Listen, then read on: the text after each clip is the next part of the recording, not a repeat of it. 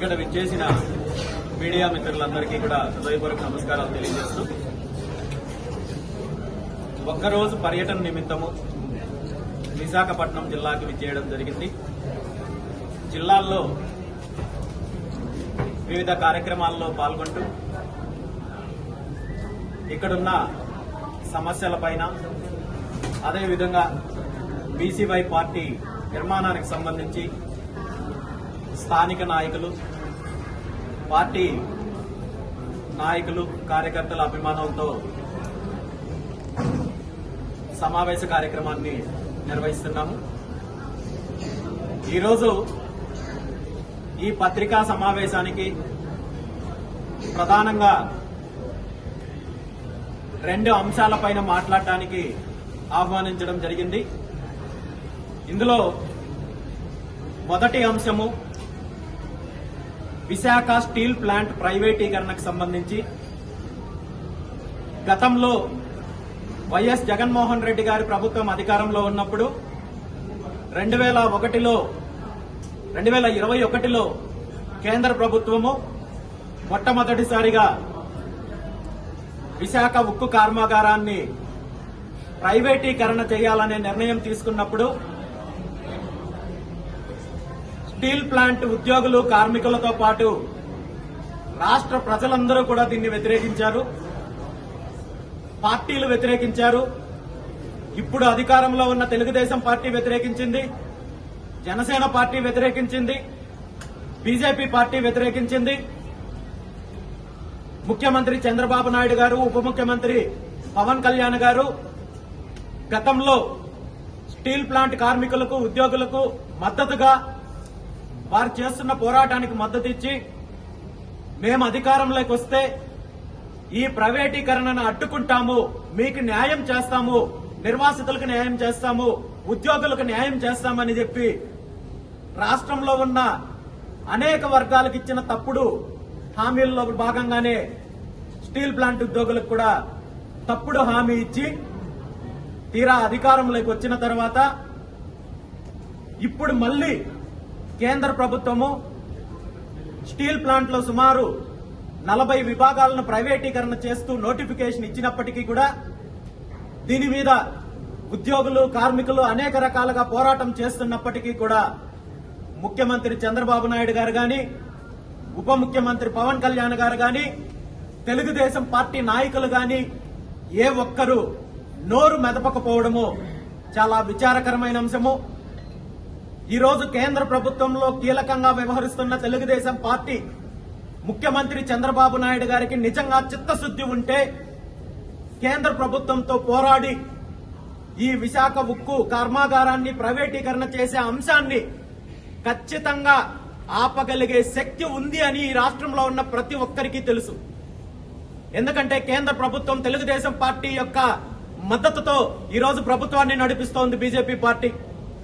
నిజంగా ముఖ్యమంత్రి చంద్రబాబు నాయుడు గారికి చిత్తశుద్ధి ఉంటే స్టీల్ ప్లాంట్ ప్రైవేటీకరణను వ్యతిరేకించాలనే ఉద్దేశమే ఉంటే అది చెయ్యడము చాలా చిన్న విషయం.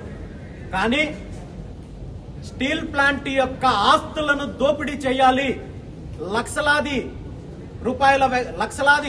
కోట్ల రూపాయల ఆస్తులు దోచేయాలి, భూములు దోచేయాలి, స్టీల్ ప్లాంట్ కార్మికులకు, ఉద్యోగులకు అన్యాయం చేయాలి, వాళ్ళ వేలాది మంది జీవితాలు రోడ్డు మీదకి తీసుకురావాలనే ఒకే ఒక లక్ష్యంతో ఈ రోజు తేలుగుట్టిన దొంగల్లాగా ముఖ్యమంత్రి చంద్రబాబు నాయుడు గారు గాని, అదేవిధంగా పవన్ కళ్యాణ్ గారు గాని పూర్తిగా ఇండైరెక్ట్ గా కేంద్ర ప్రభుత్వానికి మద్దతు ఇస్తున్నారు. కాబట్టి ఈ రోజు కేంద్ర ప్రభుత్వము ఈ విధంగా ముందుకెళ్లే ప్రయత్నం చేస్తున్నారు.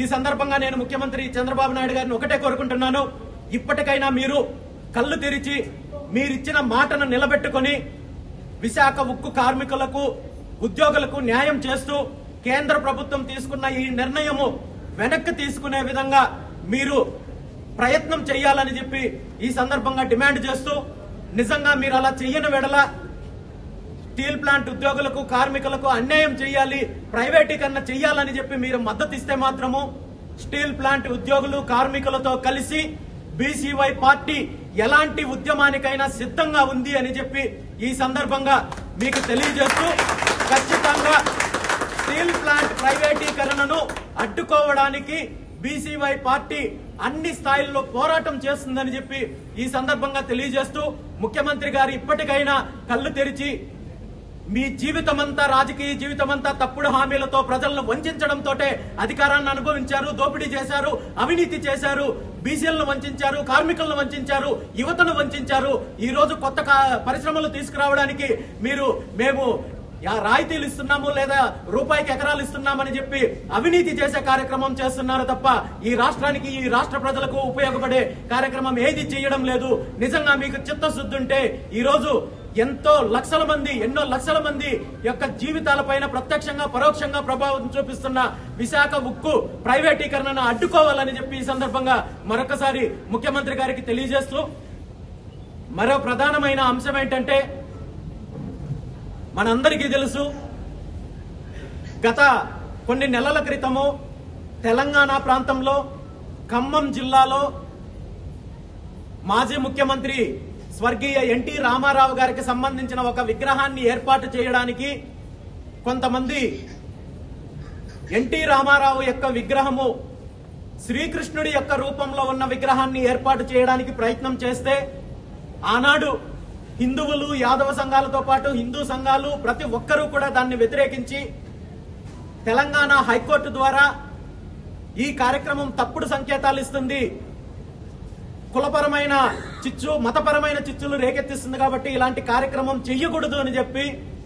తెలంగాణ హైకోర్టు నుండి ఆర్డర్స్ తెచ్చుకుంటే, ఆనాడు అక్కడ కార్యక్రమం ఆగిపోతే, ఈరోజు ఆంధ్రప్రదేశ్లో గుంటూరు జిల్లాలో తక్కెళ్లపాడు అనే ప్రాంతంలో గుట్టు చప్పుడు కాకుండా తెలుగుదేశం పార్టీ, స్థానిక తెలుగుదేశం పార్టీ నాయకుల ఆధ్వర్యంలో ఆ పార్టీకి సంబంధించిన చంద్రబాబు నాయుడు గారికి సంబంధించిన సామాజిక వర్గానికి సంబంధించిన వారి ఆధ్వర్యంలో మళ్లీ అదే వివాదాస్పద అంశాన్ని, శ్రీకృష్ణుడి రూపంలో వేషంలో ఉన్న ఎన్టీఆర్ విగ్రహాన్ని స్థాపించడానికి ప్రయత్నం చేస్తే, ఈ విషయం తెలుసుకొని రాష్ట్ర వ్యాప్తంగా నిన్న ప్రతి ఒక్కరూ కూడా నిరసన తెలియజేస్తే, నేను నేరుగా ఆ గ్రామానికి వెళ్లి అక్కడున్న ఎవరైతే నిర్వాహకులు ఉన్నారో వాళ్ళతోటి మాట్లాడి, మీరు తప్పు చేస్తున్నారు, ఒక వ్యక్తిని దేవుడి రూపంలో ప్రతిష్ఠించడం కరెక్ట్ కాదు.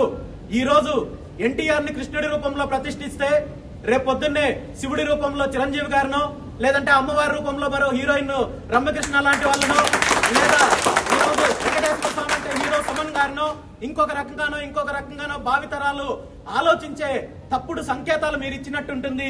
ఇది విష సంస్కృతికి బీజం వేస్తున్నారు, ఇది తప్పు అని చెప్పి అక్కడ వాళ్ళకి నచ్చజెప్పే ప్రయత్నం చేస్తే, రాత్రి పోలీస్ డిపార్ట్మెంట్ కి సంబంధించిన అధికారులు నాకు నేరుగా ఫోన్ చేసి ఏదైతే వివాదాస్పదమైన విగ్రహాన్ని అక్కడ స్థాపించడానికి ప్రయత్నం చేశారో దాన్ని వాళ్ళు విరమించుకున్నారు, ఆ కార్యక్రమం జరగడం లేదని చెప్పి తప్పుడు సమాచారాన్ని అందించి ఈ రోజు ఉదయం మళ్లీ 10 గంటలకు అదే కార్యక్రమాన్ని చేయిస్తే దుస్సాహసానికి పూనుకున్నారంటే దీనికి పూర్తిగా ప్రభుత్వం యొక్క మద్దతుతో జరిగిన కార్యక్రమము, ముఖ్యమంత్రి చంద్రబాబు నాయుడు గారు ఇచ్చిన అలుసుతో చేసిన కార్యక్రమం తప్ప మరొకటి కాదు.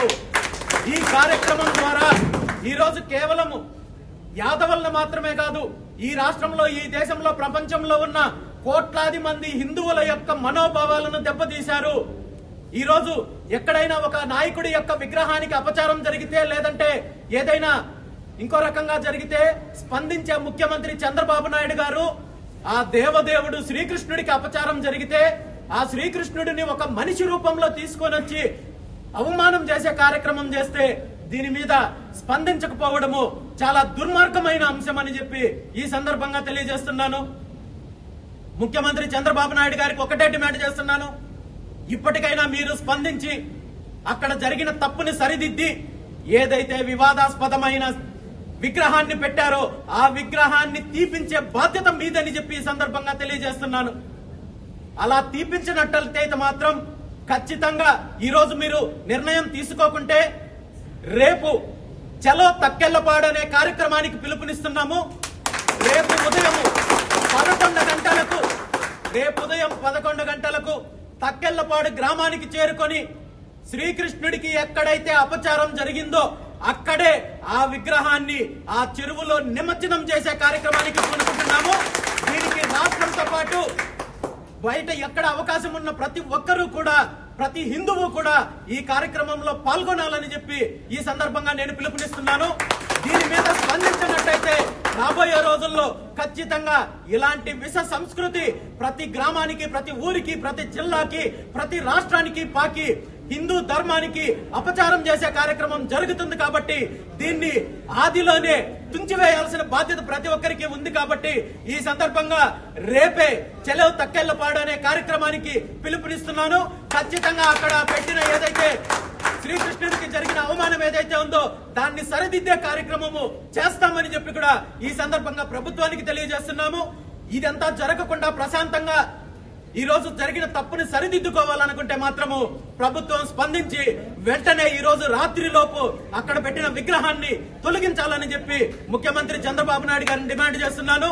సనాతన ధర్మం గురించి, ఆ సనాతన ధర్మం పేరుతో అధికారంలోకి వచ్చిన పవన్ కళ్యాణ్ కూడా దీని మీద స్పందించాల్సిన బాధ్యత ఉందని చెప్పి ఈ సందర్భంగా తెలియజేస్తున్నాను.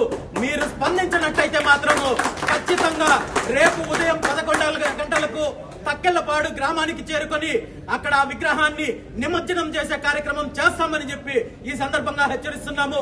ఈ రోజు మీరు అధికారంలోకి వచ్చిన తర్వాత గత 14 నెలల్లో ప్రతి ఒక్క వర్గాన్ని వంచారు, మోసం చేశారు. బీసీలకు రక్షణ చట్టాన్ని తీసుకుని వస్తానని చెప్పి మోసం చేశారు, మహిళలను మోసం చేశారు, ఉద్యోగస్తులను మోసం చేశారు, నిరుద్యోగస్తులను మోసం చేశారు.